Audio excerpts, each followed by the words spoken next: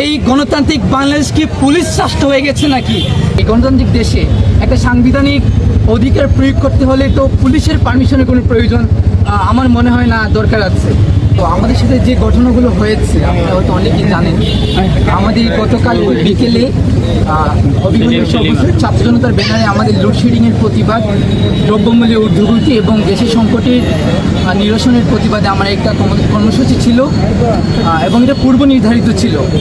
এবং আমি ব্যক্তিগতভাবে কর্মসূচির একদিন আগেই আমি নিজে কল করেছিলাম, এখানে যিনি দায়িত্বশীল আছেন। আমি আগেই স্পষ্ট করি এখানে কারোর সাথে আমাদের ব্যক্তিগত কোনো শত্রুতা নেই। আমার ওনার দায়িত্বশীল জায়গায় নিয়ে আমার কিছু কথা বলার আছে।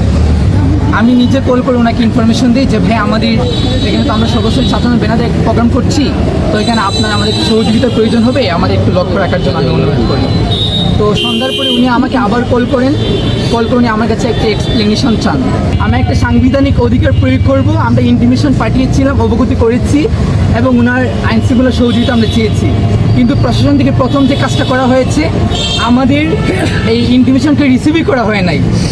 দ্বিতীয়ত ওনার স্পেসিফিকলি কিছু কনফ্লিক্টেবল কথা বলেছেন যে এখানে আমি কোনোভাবেই পার্টিসিপেট করতে পারবো না, আমি এখানে সাধারণ আমি শিক্ষার্থী না, এরকম কিছু কনফ্লিক্টেবল কথা হয়েছে।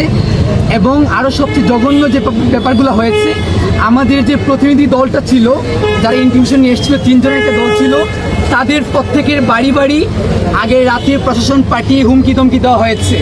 আমাকে বিভিন্নভাবে প্রশাসনিকভাবে হুমকি ধমকি দেওয়া হয়েছে, বলা হয়েছে আমাকে পিক আপ করা হবে আমি যদি এখানে আসি। তো আমাদের পূর্ব নির্ধারিত প্রোগ্রাম ছিল।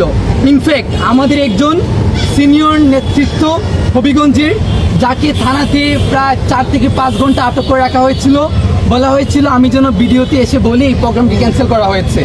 আজকে আমি ক্লিয়ার একটা কথা জানতে চাই আপনাদের মাধ্যমে, যে পুলিশের কাছ থেকে পারমিশন নিয়ে আমার সাংবিধানিক অধিকার প্রয়োগ করতে হবে। দ্বিতীয়ত যেটা হয়েছে, আমাদের প্রোগ্রাম ছিল, আমরা প্রস্তুতি নিচ্ছিলাম এখানে যাওয়ার জন্য, কিন্তু হঠাৎ করে শুনতে পাই আমার 2 সহযোদ্ধা রাজু এবং মির্জা সুমন, তাদেরকে কোনো কারণ ছাড়াই তাদেরকে তুলে নেওয়া হয়েছে। তো আমি দ্রুত করে আমার সহযোদ্ধাকে নিয়ে আমি কুট মসজিদ, আমার যেখানে প্রোগ্রাম ঠিক করা ছিল ওইখানে আমি উপস্থিত হওয়ার পর আমরা প্রোগ্রামের জন্য দাঁড়াতেই পারি নাই। জাস্ট আমি এখানে গিয়েছি, ওসি সাহেব ছিলেন, উনি আসতেন, আমি জিজ্ঞেস করলাম যে আমার ভাইদেরকে কেন গ্রেফতার করা হয়েছে। আমার কি আপনার সারা বাংলাদেশ দেখেছে কীভাবে একজন দায়িত্বশীল অফিসার ইনচার্জ কীভাবে আমাকে টেনে হিস্ট্রে আমাকে তুলে নেওয়া হয়েছে এবং আমাকে প্রচুর কাটা ছেড়ে আমি আঘাতপ্রাপ্ত হয়েছি। আজকে আমি আপনাদের মাধ্যমে সারা দেশের কাছে বিচার চাই।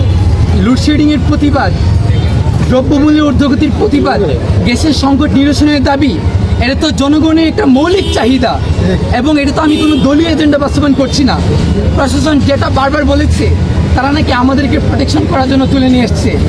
আমি মনে করছি যদি আমাদের উপর কোনো একটি দল থেকে থ্রেট থাকে বা আমাদের উপরে কোনো হামলা আশঙ্কা থাকে, তাহলে লটা কী বলে অ্যাকচুয়ালি, যে যারা আমাদের উপর হামলা করার প্রিপারেশন নিয়েছিল তাদের সাথে ডিল করা এবং আমাদেরকে প্রোটেক্ট করা। কিন্তু প্রশাসন যেটা করেছে, তারা আমাদেরকে তুলে নিয়ে এসেছে এবং থানাতে আমাদেরকে যাচ্ছে তাই বলা হয়েছে, আমাদেরকে বলা হয়েছে আমরা মিছিল মিটিং কেন করব।